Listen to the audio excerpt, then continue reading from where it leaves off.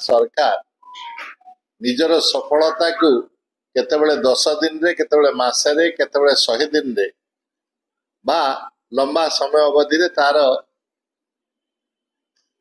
विषय रे निजर आकलन रखि थाती।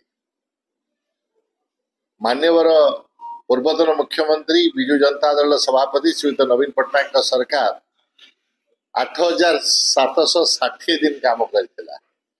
तेणु जेहेतु आमर नूतन सरकार 100 दिन निजर सफलता विषय कहले एवं से विषय कहवा बेले बारंबार कहउचंती जे नवीन बाबू सरकार समय ओडिसा किछि हेई नथिला से विषय आपण मान किछि तथ्य दबार अछि।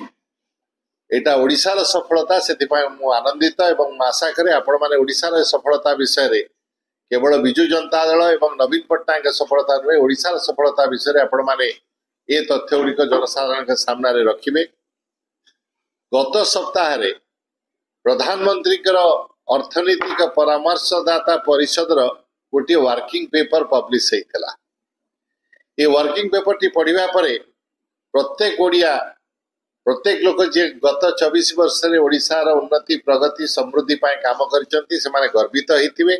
काहेकि ना प्रधानमंत्री का अर्थनीतिक परिषद वर्किंग पेपर परामर्शदाता परिषद वर्किंग पेपर ओडिसा अर्थनीतिक परिवर्तन जो 2000-2024 मध्य हेइछि से विषय रे अनेक तथ्य दे ओडिसा को भूरी भूरी प्रशंसा करिसथि।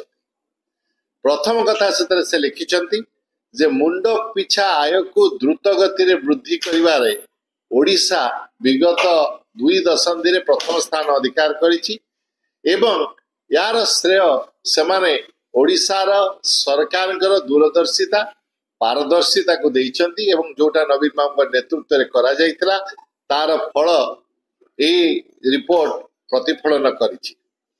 ए रिपोर्ट रे दिया जाइतबा तथ्य अनुसार राज्यर मुंड पिछा आय एवं देशर जीडीपी रे योगदान क्षेत्र रे ओडिसा अत्यंत भल प्रदर्शन करिछि।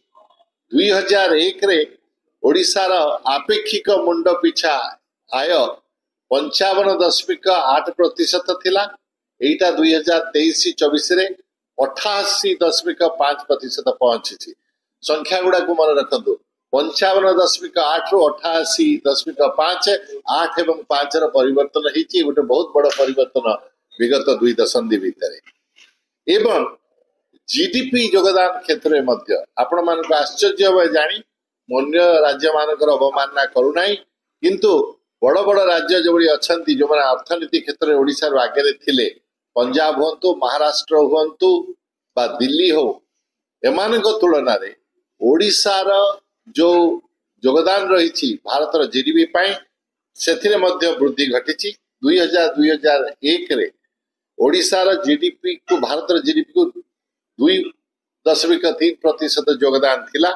एटा 23-24 रे बढ़ी 2.8% यही समय मध्य आपण माने देखिबे जे रिपोर्ट रे दिया जाइछि जे पंजाब रो योगदान सही समय 3.9 थिला सेटा कमिकरी 2.4 ही जाइछि। महाराष्ट्र योगदान 2000-2001 रे 14% थिला सेटा 13.3 ही जाइछि। दिल्ली रो 3.7 रु 3.6 ही जाइछि।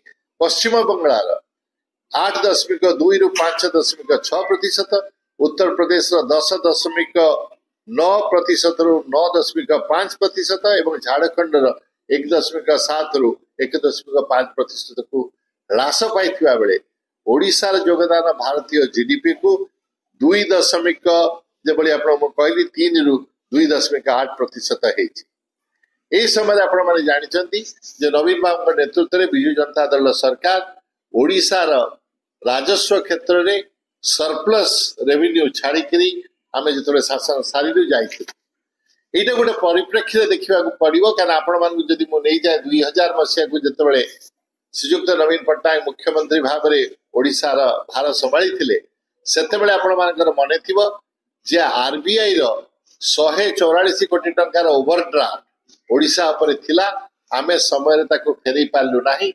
तेणु आरबीआई से समय अधिक पैसा देवा मना कर देइतिला। तेणु आमर सरकारी चाकरिया माने एवं पेंशनर मानकर पेंशन एवं दरमा देवार आम मान डेरी होता। क्या से समय ओडिशार पेंशन एवं दरमार लाइबिलिटी 200 कोटी थिला।